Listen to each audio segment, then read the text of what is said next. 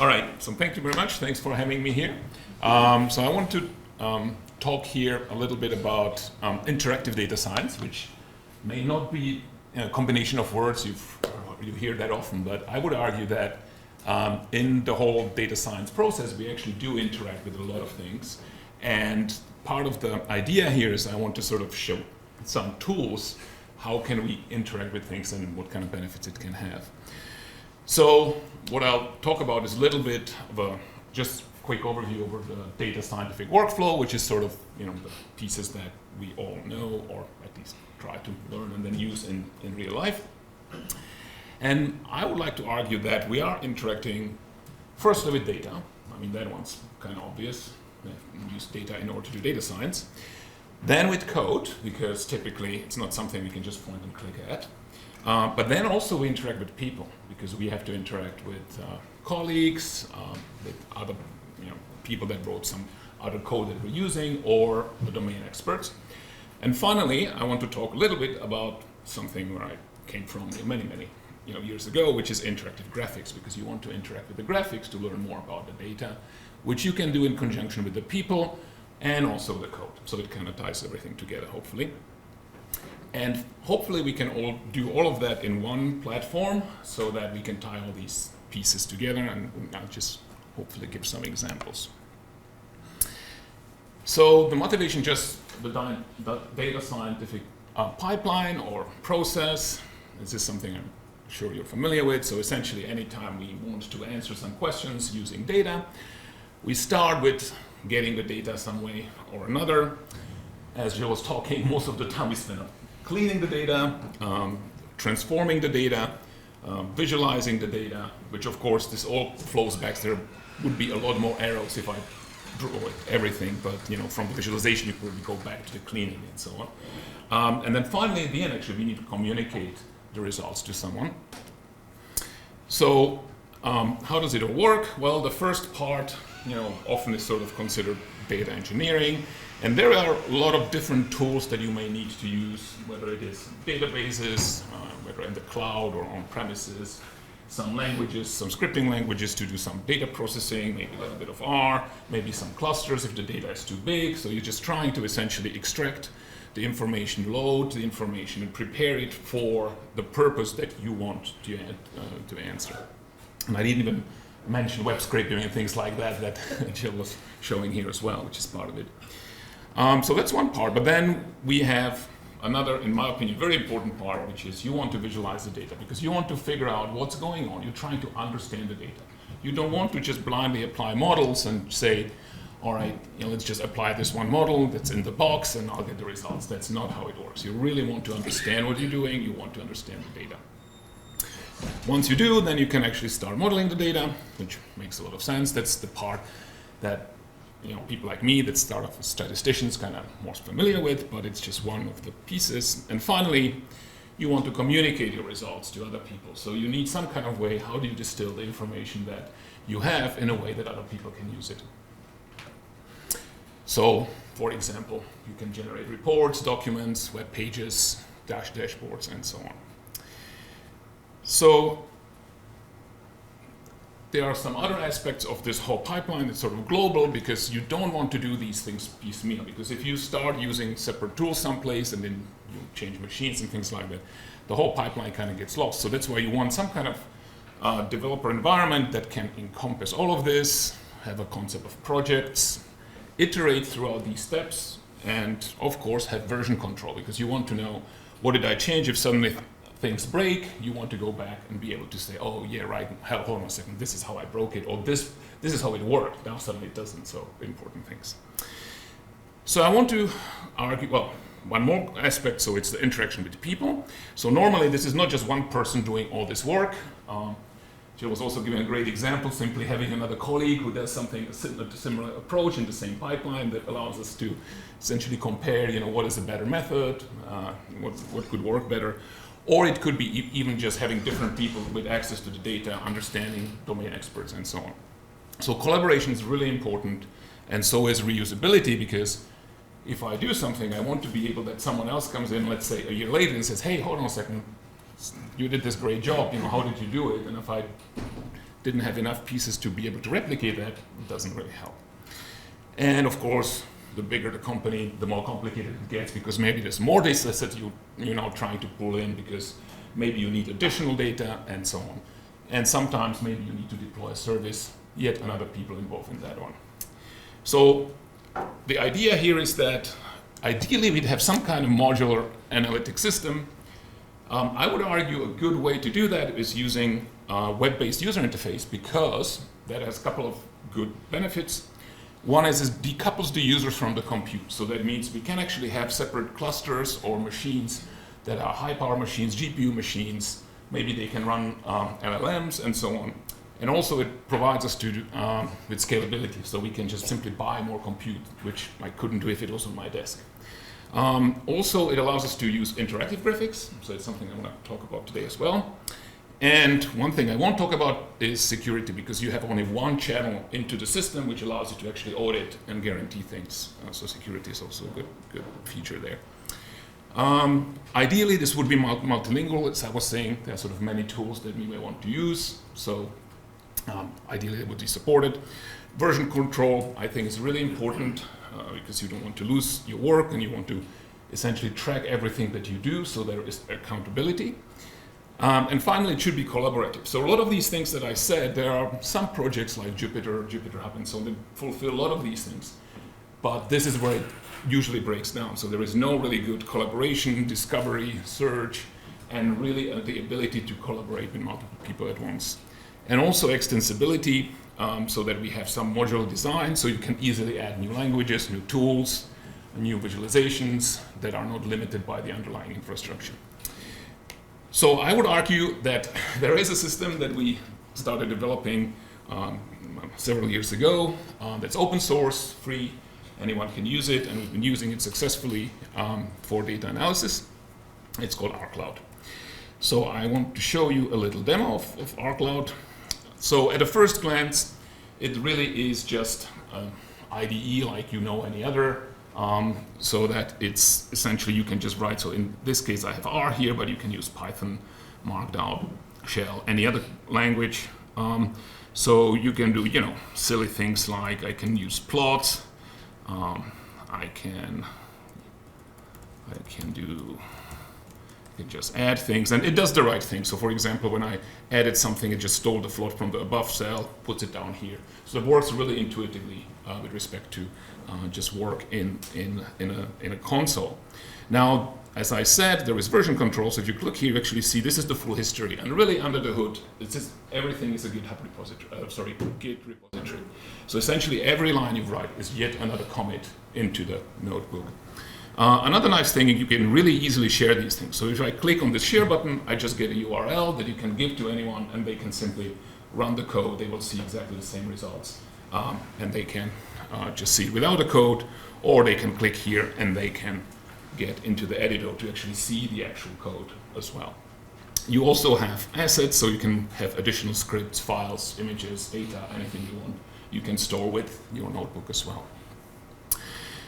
Now, I did say that important piece of it is collaboration. So for example, as you can see on the left-hand side, here is my work, but it's not limited to my work. I have, for example, here people I star, which means I can actually tag things as important. There's also just all notebooks from anyone here as well. So let's see, this is Thomas Yee, one of my colleagues. So let's say he has some work here, and I see, okay, maybe I'm interested in what he's doing. So I can just click on it, I have the code. Not only do I have the code, I can simply run it. In this case, this is actually in a Shiny app, so I can simply click on this button, and it simply runs the Shiny app. So I can see what is it. In this case, he is writing a book about globally adaptive regression with different possibilities to truncate, deflate, inflate, and so on. And he has some visualizations that do that. Now, the nice thing is I have the code, and I can simply say, fine, if I want to make changes, I can fork it. And now I have my own copy, and I can just edit the code and can work on this. So this is sort of where you can really easily continue collaborating. If I make changes, I can merge them back to his notebook, or he can if he's interested, and so on. So this is sort of one part of the collaboration. The other is I can just search for things. So for example, let's say I'm interested in the New York City taxi data. So I'll see here is NYC taxi visualization. So let's have a look. So I can just bring up the notebook. I can just run it. And I see, this is actually the yellow trip data taxi data set. There are some regular visualizations, just really basic analysis. So the data set essentially consists of just New York City taxi cab trips. There's pickup times, drop-off times, locations, and then also how much they paid, how much they paid in tips, and so on. So it just sort of one example of things. So you can do static plots, obviously, which is good for the basic, just very basic understanding of the data, but sort of doesn't give you a lot of power. So here at the bottom here, what I have is I actually have another visualization tool. Let me just make it slightly smaller since because of the resolution of the screen here of the projector, which is actually by one of my PhD students, created by Adam Bartoníček. And so the idea here is that you can just fire visualizations, which at first glance looks like, all right, fine, just static visualization, but they're actually not static, they're dynamic. So I can actually use things like highlighting. Or here, let's say, we see there's something going on here. We have negative amount for a taxi trip. That sounds interesting. Someone got paid for taking a taxi cab. I would like that. So what we can do is we can simply use programming. So let's say I just say, okay, I will just filter out any cases where the total amount. Okay, let's do it this way.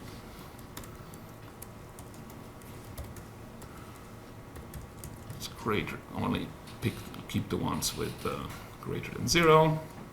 I can just rerun it. Now I've fixed my problem.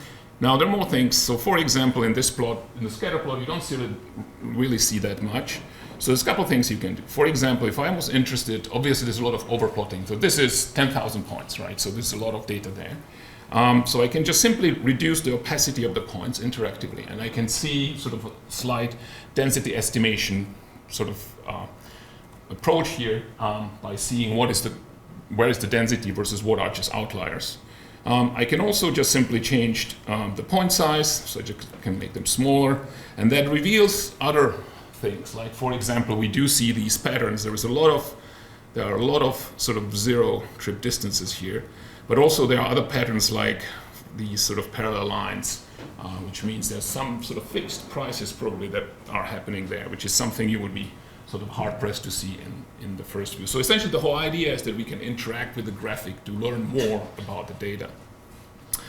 Other things we can do, so for example, if we look at the tip amount, so we can see how it evolves. Some things I can make the points bigger again.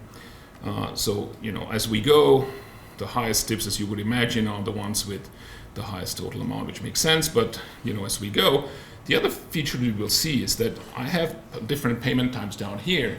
And you can see that as I was changing it, everything was growing only on the first one. It was never changing in the second one. So I can actually look at this, and sure enough, if I select this, I will get just 2. So I can go back and let's say I'm the passenger count and I'm interested. So let's say if I add a scatter plot, I can just change the code here by simply say, okay, I want a scatter plot of let's say the total amount versus the tip amount. I can just run that. Oops. Amount. Yep, I was missing.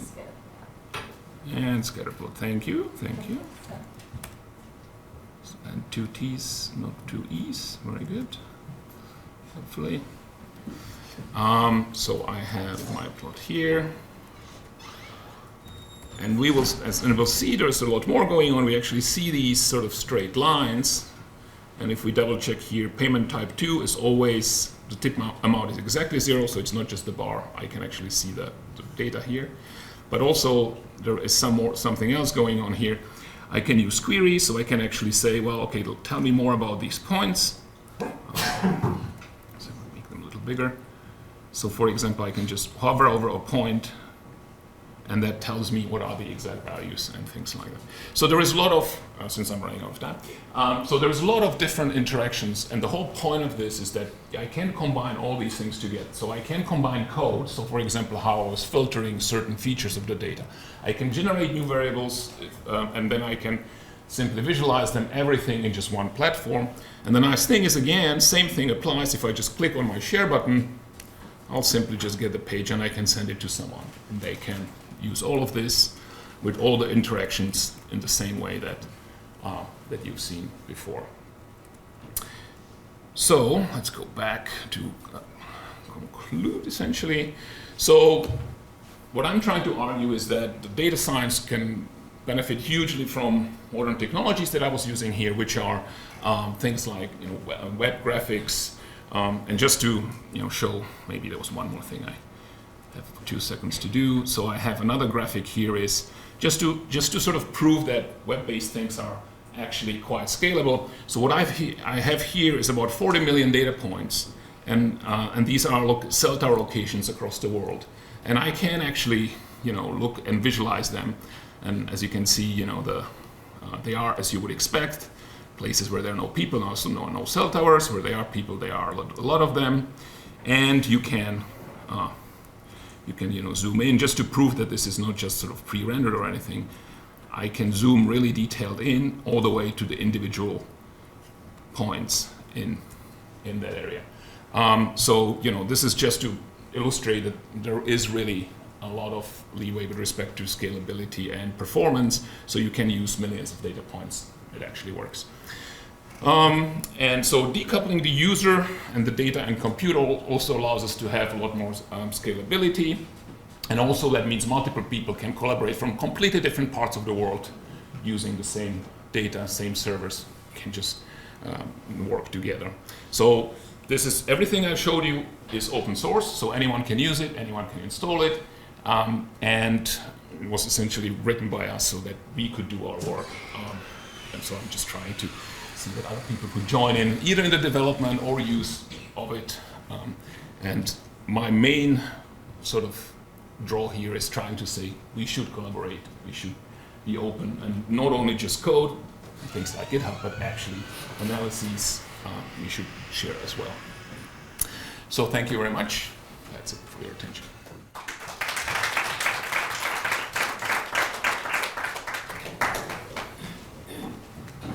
We have time for questions.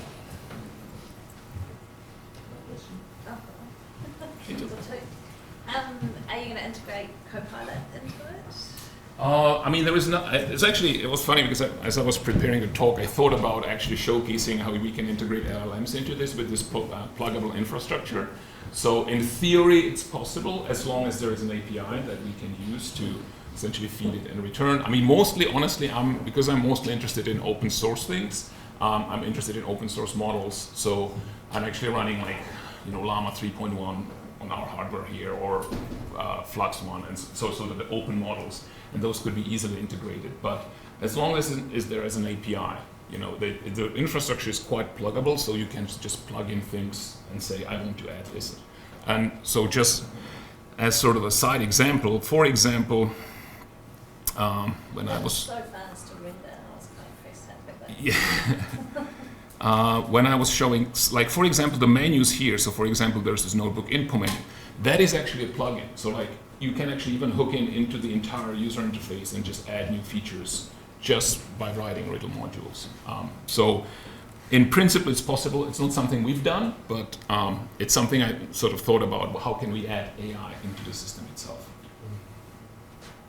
And do you think it will replace Shiny, or it will be sort of part of Shiny? So you can run Shiny, and so the infrastructure essentially allows you to run Shiny. As you saw, I don't need RStudio server. I can essentially just run Shiny within the notebooks, and that makes it sort of better for development because you don't have to deploy it and so on. You can just run it.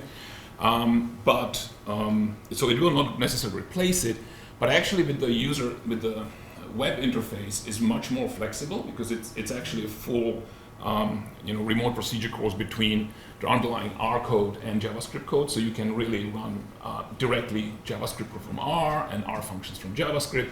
So it's a lot more flexible, so it has the potential to be much more powerful than Shiny, but also that means it's also, if you want something more complex, then you can use it for that. Yeah, I have a follow-up on that actually. So that does mean, because R sign is sort of like, it's a stateful thing, it times out after a while. So what that means is you can potentially share a web page and stays alive for. So yeah, so I mean Shiny, has a lot of limitations because it's kind of like just an easy way. It's simple to start, but it's only good at simple things. With this, you have much more refined control over the communication. So you can actually do arbitrary complex things. You can do hierarchical loading. So for example, you just build a little piece of the page and you have another code that builds another piece of the page, and they can sort of hierarchically load each other and change state and things like that. Tom Elliott is working on a React integration, so essentially that you can just use them as React components. So you can actually start at a regular React project and just embed the R Cloud as behind it for all the computation, for example. I know it's not your primary concern, but could you set up like private clouds like that? Absolutely. So the nice thing about R Cloud is that you can run it on just your laptop. It's like the most simple deployment, or you can run it as an enterprise application with cluster backends and everything. So and user authorization and key management and everything. So it's sort of one of these things. Because it's so modular, you just pick the modules that you want and then you can run it internally. So for example, what I was running is just running on Nectar. So we're just running that instance on University Nectar VMs. I mean, for us, practical challenge would be, let's say you have an AWS or Databricks ecosystem and you want to connect this. Yeah, you can directly load it into AWS. So we actually, originally, when I was still at AT&T, we've been running it on AWS. But since I moved here, I just moved it to Nectar because it's easier. And what the backend is doesn't really matter. So for example, I was using the connectors to Snowflake or anything else. That's just the data access part, right? So then you just load it and you process it. And you can actually run, like you saw the languages. So in the languages, you could have things like Hive, Snowflake, whatever, and you just write queries like Snow SQL queries and so on. So it could just integrate directly with that. Fascinating. So and we actually have a Dockerized version of this as well. So you can just run a single Docker container. And in fact, that's how you can deploy things, because you can just have a container. So for example, you can take a notebook. Take a notebook like this, and we actually have R Cloud Dockerized package, which just you click on a button and it creates a Docker container that exactly just runs the view model of this. And it can do things like access databases or anything inside the code. And because you don't see the code, it's hidden, and so you can have credentials built in the Docker container that no one has access to and so on. So that's a good way to sort of deploy things from this. All right, well, thank you very much. Thanks a lot.